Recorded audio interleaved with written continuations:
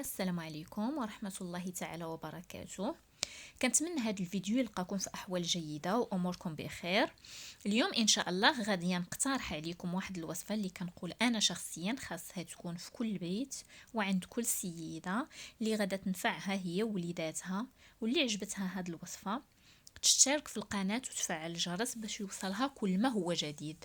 هذه الوصفة غادا نحتاج ليها الشريحة ولا الكرموس يابس اللي غسلته وقطعت كل حبة على 4 طريفات، وهذه الثومة البلدية اللي هي الثومة الحمراء حتى هي نقيتها وغسلتها وخليتها حتى تسقطرات.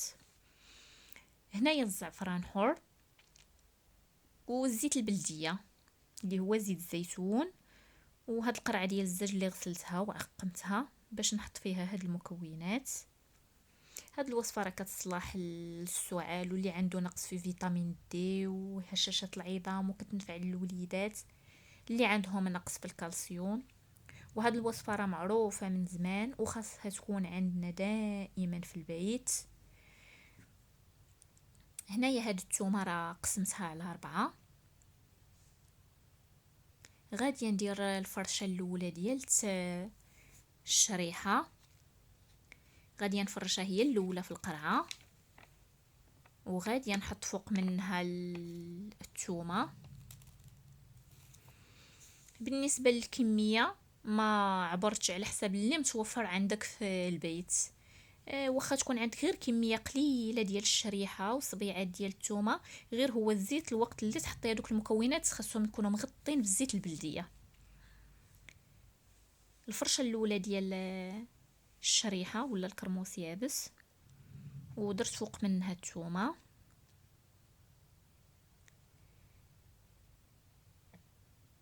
وغادي ندير فوق منها شوية ديال الزعفران، وغادي نغطي عليهم بزيت الزيتون.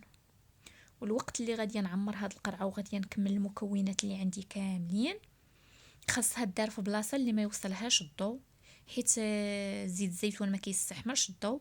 مثلا تحطيها في البلاكار عيت ما كيدخلش ليه الضوء. كنتمنى تجربوها باش تستافدوا منها نتوما ووليداتكم، وخصوصا اللي عندها الوليدات كيفيقوا بكري كيمشيو للمدرسه. الوقت اللي كيفطروا هذا كتعطيه معلقه وكيخرج، راه ما كيضربوش البرد نهائيا. انا هادشي اللي نفعني مع وليداتي. صافي غادي نستمر بهذه الطريقه حتى نكمل هاد الكميه اللي عندي كامله.